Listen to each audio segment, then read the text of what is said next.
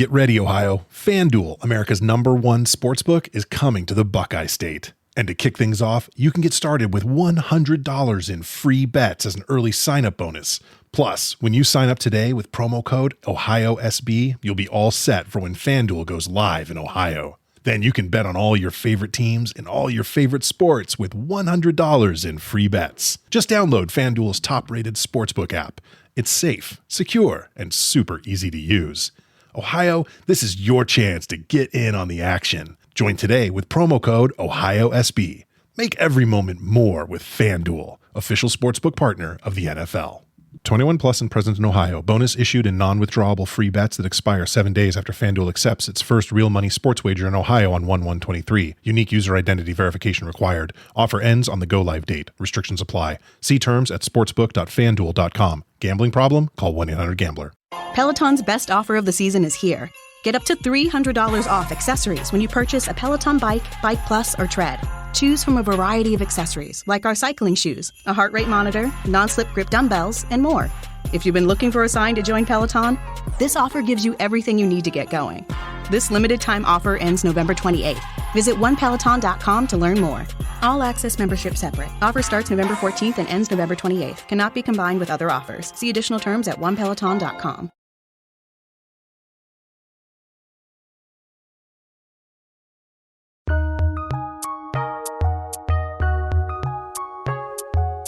Welcome to the Fantasy NBA Today podcast.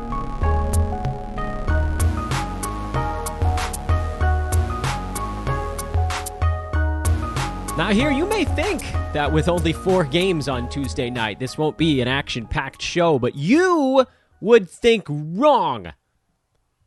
Even though this very much in the vein of Bob Uecker in Major League. Nobody's listening anyway. Next couple of days, I know you guys are going to be out. Wednesday before Thanksgiving, Thanksgiving Day, Friday. These are, along with right around Christmas, these are the few days where everybody just disappears. But you know what? It's pep talk time at the front end of this podcast. You know what the pep talk is going to be? I bet you can guess. You can get a significant leg up on your opponents by paying close attention during the days when you know they're not. It's sort of the same general idea as this mega super stream pep talk from last week, which is basically, if we assume, and this is kind of how I handicap NBA games during the regular season. This is like when I'm making bets, this is typically the kind of stuff that I'm looking at. Motivational angles. If we just assume that at baseline, everyone in your fantasy league is going at 80 to 90%, which, I don't know, you can make up whatever number you want there. How much attention do you call the baseline to give to a fantasy league on any given day? Don't take me into consideration, because I'm staring at this crap all day, every day. Think about most people who check in, I don't know, a few times a day. They might have Twitter alerts on for Ethos Fantasy BK or me or Underdog or whatever. What is that? Call that baseline. Call that energy level X.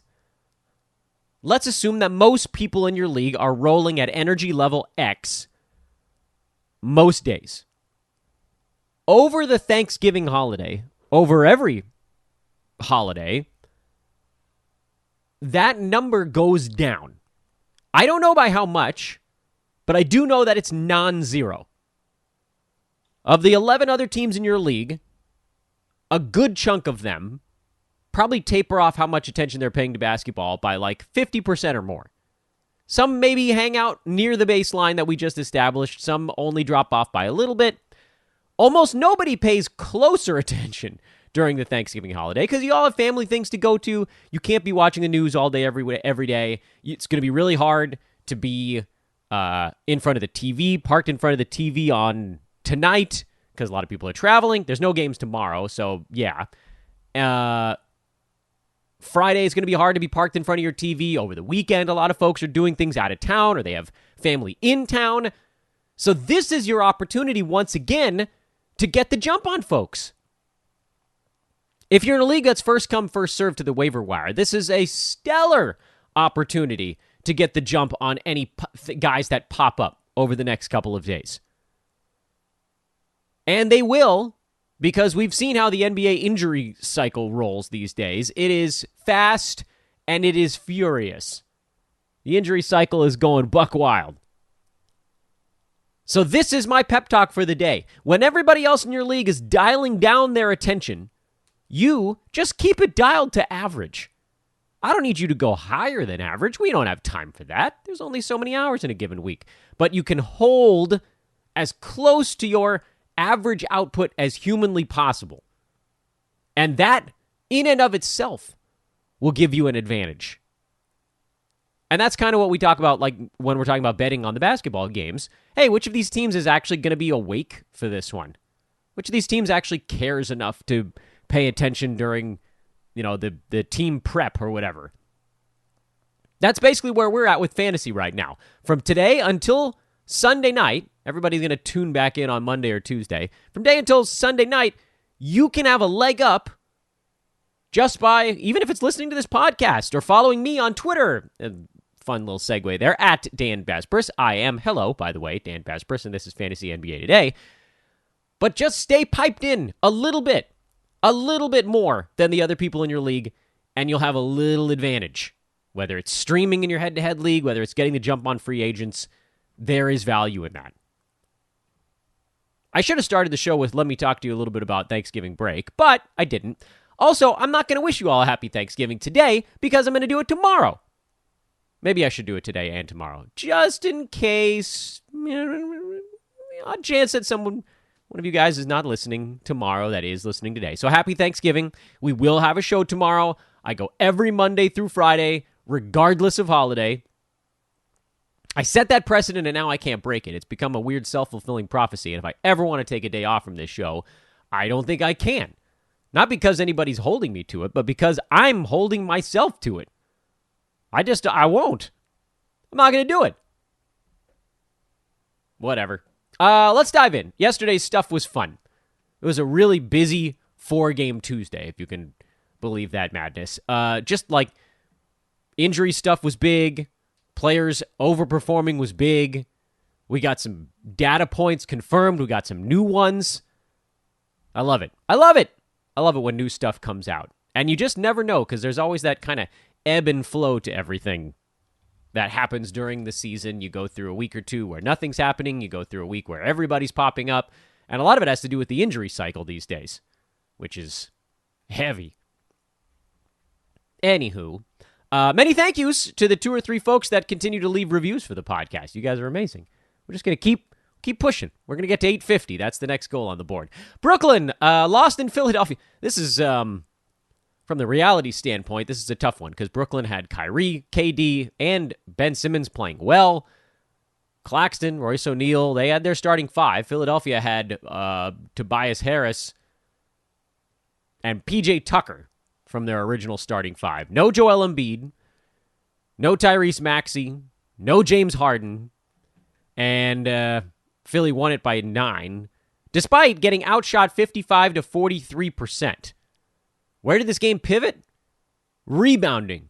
Brooklyn could not get a rebound to save their lives.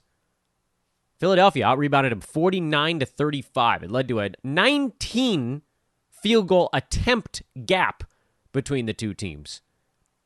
From a fantasy standpoint, this game was a freaking gold mine. All 5 Nets starters, at least for the moment, appear to be fantasy startable. Nick Claxton being kind of the closest to not, but he had 3 blocks and he didn't go to the free throw line. That's kind of all you asked out of Claxton. Please don't have to shoot a free throw. Ben Simmons, he's the buzziest name in fantasy sports right now. That's the ultimate sell moment.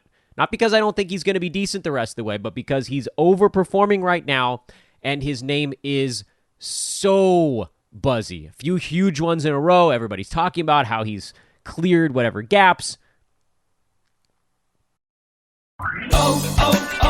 O'Reilly When you need auto parts, O'ReillyAuto.com is just a few clicks away. We offer convenient options for you to get your parts quickly. Order online and pick up for free at your local O'Reilly Auto Parts store. We'll even bring it out curbside. Or you can have your parts delivered right to your door with free shipping on most orders over $35. Visit O'ReillyAuto.com. O'Reilly Auto Parts. Get ready, Ohio. FanDuel, America's #1 sportsbook, is coming to the Buckeye State. And to kick things off, you can get started with $100 in free bets as an early sign-on bonus. Plus, when you sign up today with promo code OHIO, you'll be all set for when FanDuel goes live in Ohio. Then you can bet on all your favorite teams and all your favorite sports with $100 in free bets. Just download FanDuel's top-rated sportsbook app. It's safe, secure, and super easy to use. Make every moment more with FanDuel, official sportsbook partner of the NFL. 21 plus and present in Ohio. Bonus issued in non-withdrawable free bets that expire 7 days after FanDuel accepts its first real money sports wager in Ohio. 1/1/23. Unique user identity verification required. Offer ends on the go live date. Restrictions apply. See terms at sportsbook.fanduel.com. Gambling problem? Call 1-800-GAMBLER. Ohio, this is your chance to get in on the action. Join today with promo code OHIO. Tired of long waits and rushed care at the ER and urgent care clinic? Next time, stay home and let Dispatch Health bring the power of the hospital to you. I call Dispatch Health. A care team of medical professionals actually come to your house. They're the same caliber of people that you would see if you were at a hospital or an urgent care. Dispatch Health can treat most non-life-threatening emergencies. They can do the x-rays, they can do stitches, urinary tract infections, blood test, urinalysis, ultrasound. It's almost everything that they can do at the ER. You never feel rushed. They're there for you and only you. I felt like their only patient. And it costs no more than a trip to urgent care because Dispatch Health is covered by most insurance, including Medicare. See if we serve your home at dispatchhealth.com. Dispatch Health really went above and beyond. It's wonderful to have care come to your home. House calls are back, and they're better than ever. Learn more at dispatchhealth.com. This is it, man. This is your opportunity to go see if you can trade him for a top 40. Because there are a lot of people right now that have seen these last 3 games and are like, oh, Ben Simmons is going to be top 40 the rest of the way. But it doesn't tend to work like that. There's an ebb and a flow. Go get somebody. This is your chance. I'm talking about paying attention these next few days. This is your chance. Over on the other side, I know Paul Reed is going to be the story, and he should be. 31 bench minutes, 19 and 10 with 5 defensive stats. Basketball Paul, B-ball Paul, they call him. Great ball game. Dramatically outperformed Montrezl Harrell, who was a -10. Paul Reed was a +21 in this game. My question, of course, is, and they've got a ball game coming up tonight, so we'll find out soon enough. Do they consider flip-flopping who plays when? Bring Montrez off the bench, let him do some sort of a bench attack type of stuff, go score against a team's second unit, because Charlotte is relatively flimsy defensively anyway. Throw Paul Reed in there for rebounding activity around the rim and better defense against a starting unit on the Charlotte side. They can score a little bit, with or without LaMelo, which I'd like you to be without. On the Roto Games Cap side, it makes Paul Reed a very hard guy to start if he continues to come off the bench. If Montrez happens to have a better ball game, then Reed only gets, 20, 21 minutes, and this thing flips on his head. Head-to-head side, if you don't have to worry about, weekly moves, limit, stuff like that, and whether we think Joel Embiid is going to be back on the other side of this little 2-day respite, I personally don't. I think he'll probably miss a little bit more time because for Philly, they're kind of playing the long game a little bit here. No Harden, you don't want to put everything on Embiid. He makes more sense on that side. But to me, the ones that you kind of have to go with right now are the replacements for Harden and Maxey. And that's DeAnthony Melton, who's been ridiculous the last couple of ball games in particular. He's finally finding his way. I would even argue the last 3, he's been okay. Although the first of those 3, way too many turnovers. Last 2 games, 11 threes, 8 steals, 2 blocks in 2 games. 2 games. He's having 5.5 3-pointers, 4 steals, and a block. That's not to mention the other stuff he's done. 41 points, 9 boards, 10 assists. This is DeAnthony Melton. This is why we just keep trying to shove this dude down your throats. And I know a lot of you are like, what is the obsession with freaking DeAnthony Melton? I don't blame you guys, because he's been yanked around for years. And even for stretches this year, it seems like he's been kind of yanked around a little bit. But I'll tell you, once he settles into a group and understands his role with that group, oh boy, he is something else. He has a unique fantasy game. Assists, both defensive stats, 3-pointers. He rebounds well from the guard spot. I would love that field goal percent to be a bit higher. He doesn't go to the free throw line, really, so yeah, it's not great, but it sort of doesn't matter all that much. But dang, I mean, he is a bona fide monster. Top 25 over the last week, including that game with 5 turnovers. I mean, you pull that out, and he's a first-rounder. Good Lord, my teams are so banged up. But we did that pep talk last week. Can't worry about that right now. And then Shake Milton, who doesn't have quite the ceiling of Melton because he's not going to get as many defensive stats, but he's just going to be out there long enough to get, like we saw here, 14 shots. And if you're on the court for 36, 37 minutes, and you're basically like the second or third option on a team, that'll be enough. You know, where Melton, when he gets cooking here, like we just talked about, I mean, he's a top 30, top 40 guy when he's running the show for a team. Milton's not that. He's more like, 60 to 90 range, but that's still very useful, games cap or otherwise. Let's move along. Sacramento beat Memphis on the road. The Kings, man, oh my goodness, De'Aaron Fox is on some kind of heater these days. This is one of the best months for fantasy that I've seen in a long time. Now, admittedly, there are guys in this league scoring 35, 36 points a game, which that's a little nuts. And I know De'Aaron Fox is only, quotation marks, on 26, but he's at 26, 5 and 6.5, 2 threes, 1.5 steals per game. That's stuff that he's always done. He's always been able to score. He's always been able to get some assists. He's been able to get steals, hit some threes. The thing that's really different for Fox right now, his free throws are at 84.5%, and his field goal percent is at 56, which, of course, does beg the question, where is this actually headed? Could he be taking a small step forward? Yeah, I don't see why not. Could he be taking this size step forward? That seems a bit unlikely. Because if you compare what's happening right now to De'Aaron's career marks, the best field goal percent season of his career was 48%. The best three-point shooting season of his career was 37%, but he's only taking 2.9. That was his sophomore year in the league. So maybe we call the three-point deal just sort of an upward anomaly, whatever. Take it or leave it. He hit 5 out of 8 yesterday. His best free throw shooting year was last year at 75%.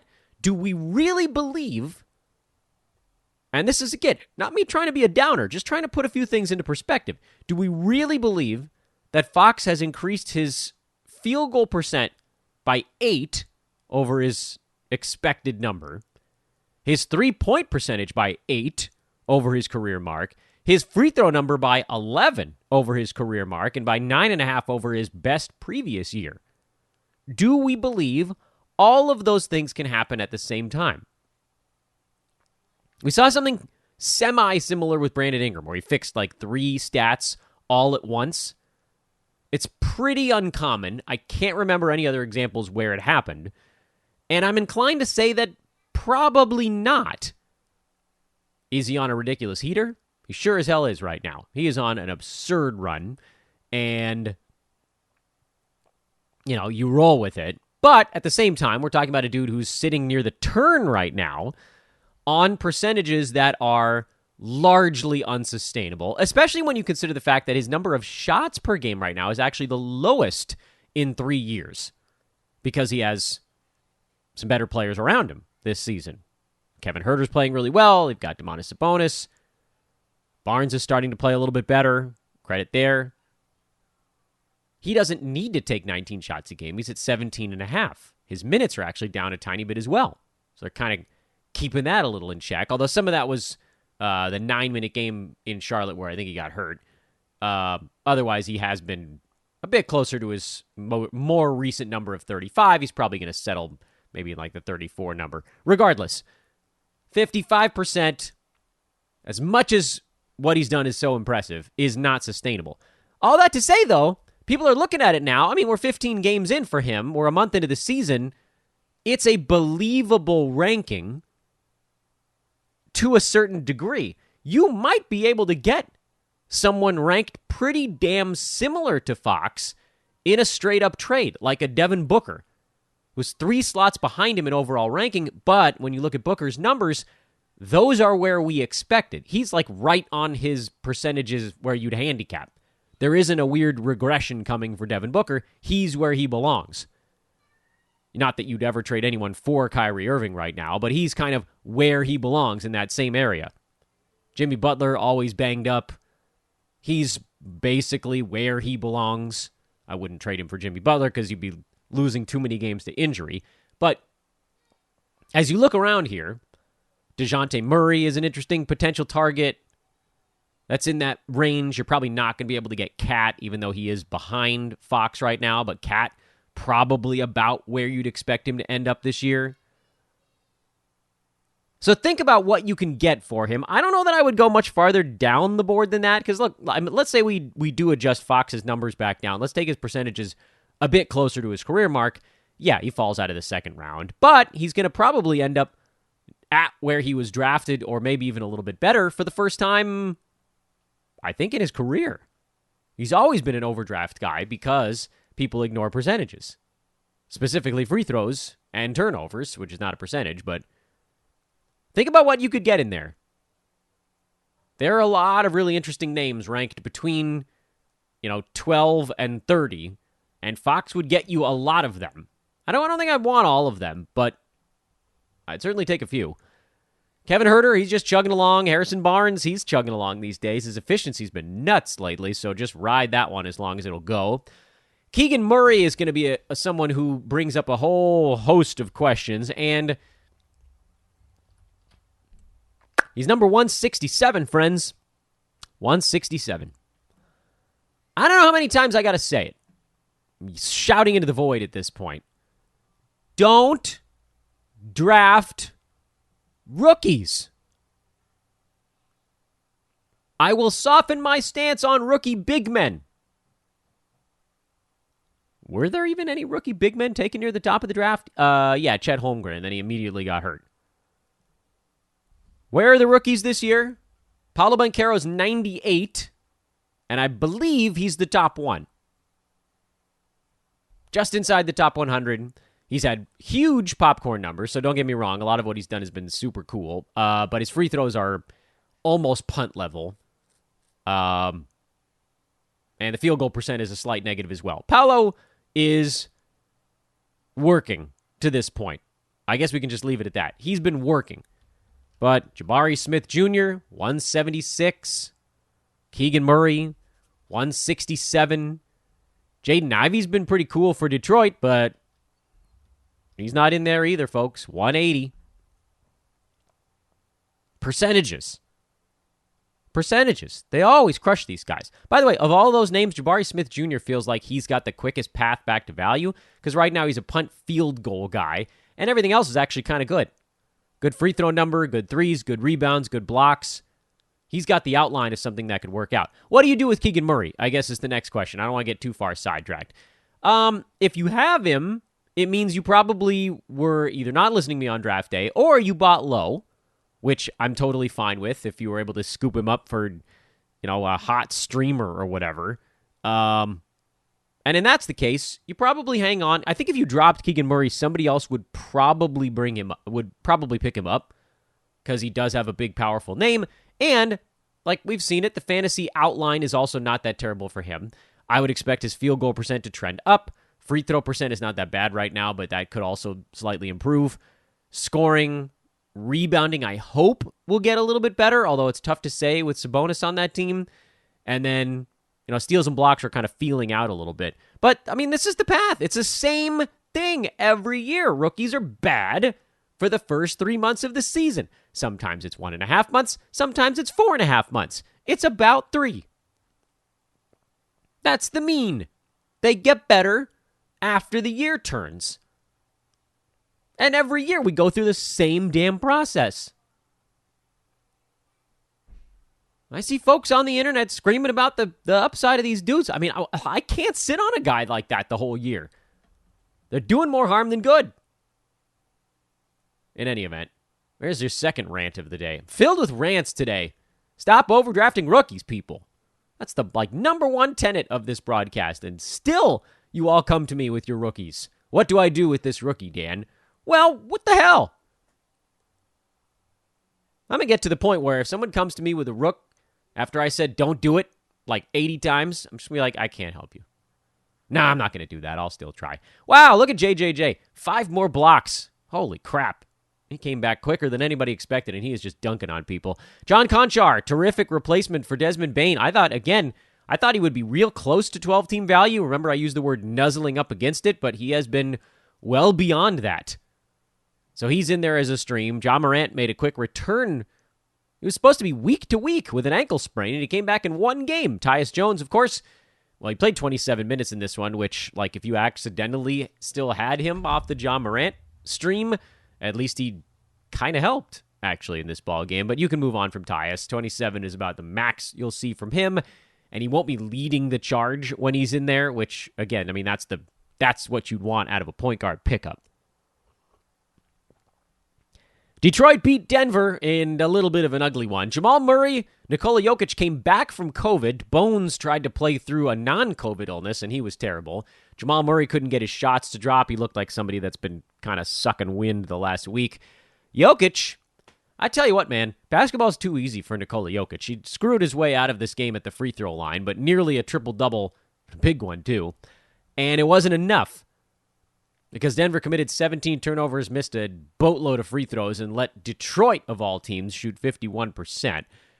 But as far as fantasy stuff goes, I think you can slide back into obviously you start Jokic, Michael Porter Jr., and Jamal Murray. Those guys are pretty easy calls. KCP, to me, goes back to being a start. He's so much better when Jokic and Jamal are getting him open looks.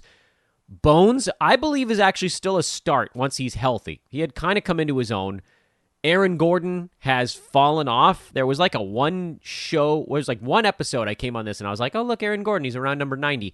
But he always tapers off, whether it's percentages or something else.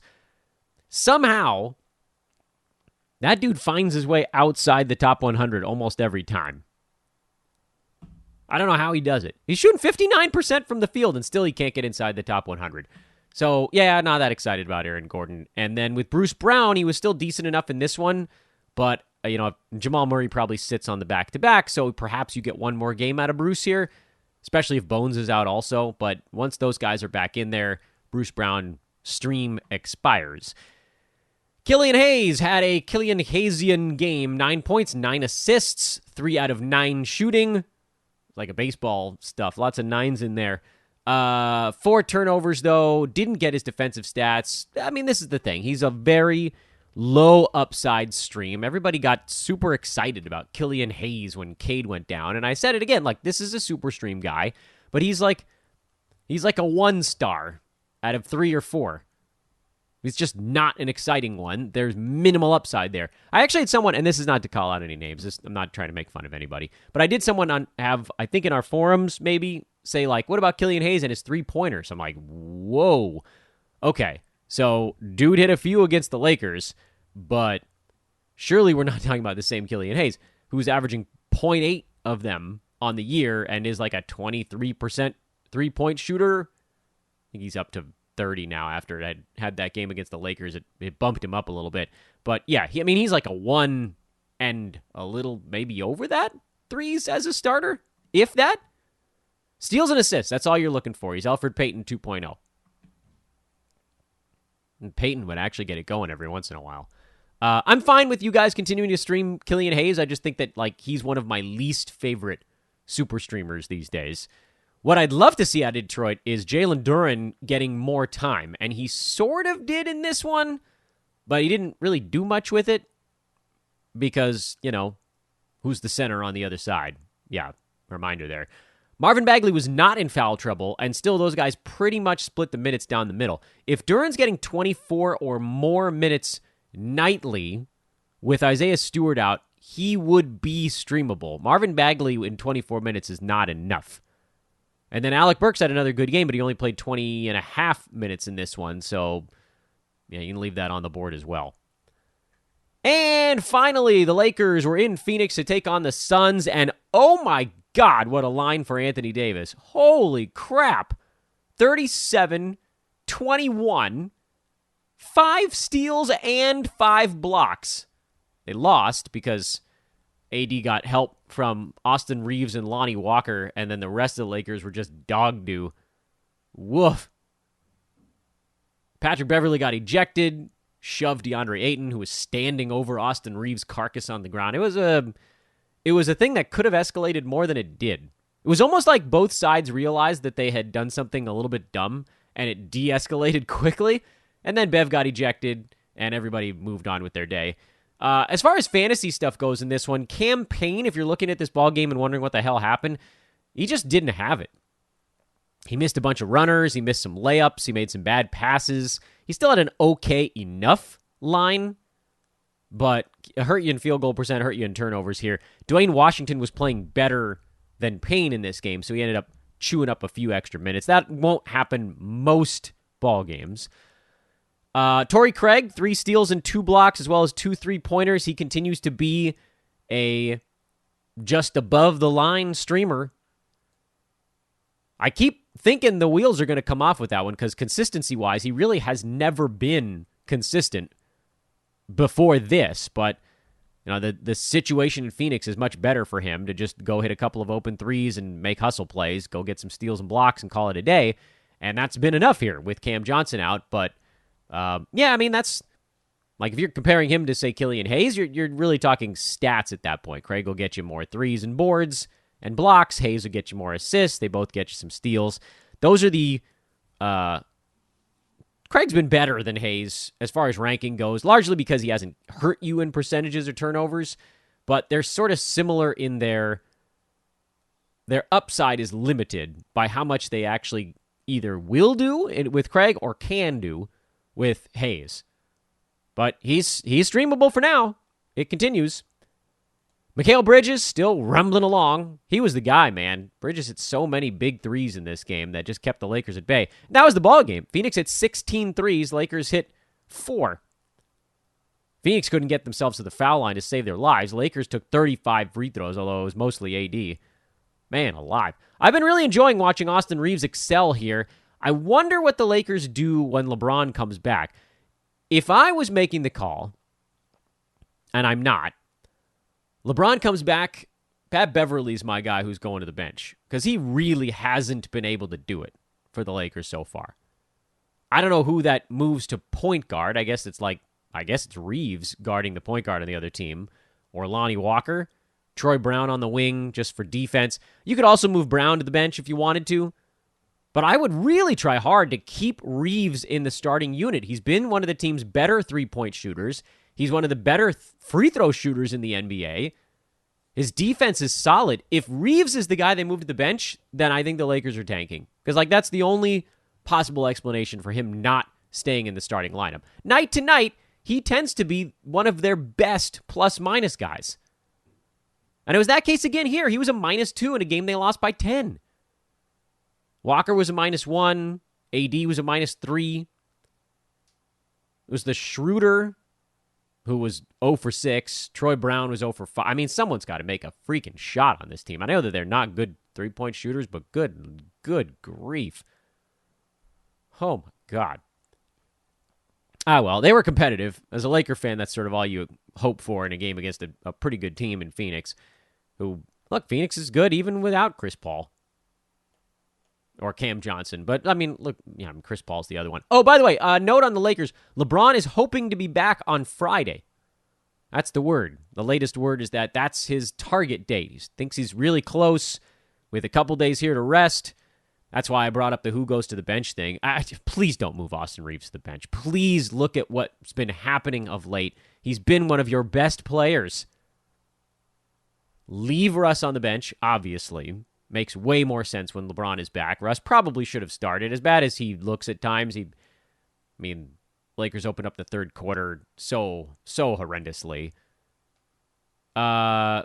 we'll see, I guess. I mean, again, they're drifting over to the reality side of things. When LeBron comes back, Austin Reeves probably not streamable anymore. Lonnie Walker becomes a bit more like kind of fringe streamer. And then with Russ, who's, we don't like his fantasy game anyway, but with everybody hurt for a couple of days or sick for a couple of days, he was kind of a must-start guy. I don't know that he is anymore. He's going to do something foolish night to night, and you just hope it's only like one something foolish.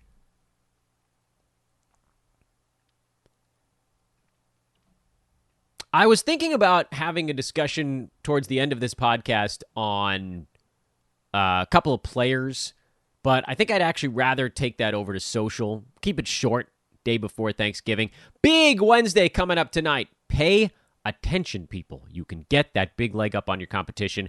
Couple of requests for you at the end of the show. Please, if you didn't do it yesterday, drop that 5-star review on the podcast. Using the podcast app on your mobile device, search for Fantasy NBA today and click on the show title and then scroll down. It's super weird to find, I know, but I really, really appreciate those of you that are going out and doing that for me right now. You guys are the best. Also, shout out to our partners. I'm not going to do full reads today because, again, today I give thanks for not doing full reads for partners. ExpressVPN.com/hoopball is the link if you want to get a bonus 3 months on your VPN account, which is a really good thing to have in the modern day. Anybody tracking all your internet activity. Manscaped.com, promo code ETHOS20, 20% off free shipping. And ThriveFantasy.com, promo code ETHOS to get that deposit match bonus. Let you get you guys rolling over there. Use our DFS team to help you. They're happy to help you. Just ping them on Twitter. I'll point you to them. Follow me, and then I'll point you to them. At Dan Vespers on Twitter. Ethos Fantasy BK and SportsEthos.com. Also, hey, you know what I would ask you guys to do? Give our Fantasy Pass a try and pop into the Discord. That alone is worth it. It's $5.99 a month, and with the promo code BOGO on our website, BOGO, you can get the second month free. So it ends up being just $3 a month for the first 2 months on the Fantasy Pass. Come on, check it out. Please check it out. I really want you guys to see it. I think you're going to love it, and I feel quite confident that you just let that thing roll for the rest of the season at that point. That's at sportsethos.com. You click on the premium tab and choose Get Premium, and that's where you can find that. All right, enjoy the Giant Wednesday. I'll talk to you guys tomorrow morning before Thanksgiving, but if you're not listening tomorrow, have a lovely, lovely Thanksgiving, a happy Thanksgiving. Enjoy your time with friends and family. Hugs and kisses to all. I am Dan Vespers for Fantasy NBA Today. Talk to you tomorrow.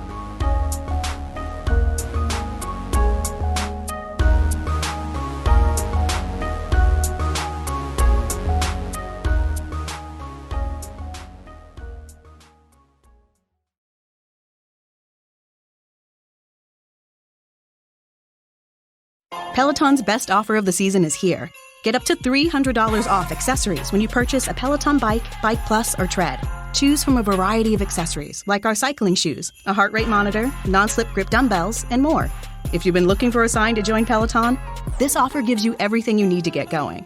This limited time offer ends November 28th. Visit onepeloton.com to learn more. All access membership separate. Offer starts November 14th and ends November 28th. Cannot be combined with other offers. See additional terms at onepeloton.com. With Black Friday savings at the Home Depot, you can get top brand laundry sets with the latest tech to tackle any mess you might face this holiday, like automatic fabric and load size detection for spills of any size, from cookies and milk on your favorite holiday sweater to the toddler of the house discovering just how fun cranberry sauce can be. Make more magic this holiday season. Let your new appliances handle the mess. Shop Black Friday savings and get up to 30% off, plus instantly save up to $750 on select LG laundry sets at the Home Depot. How doers get more done. Offer valid November 2nd through 30th. U.S. only. See store or online for details.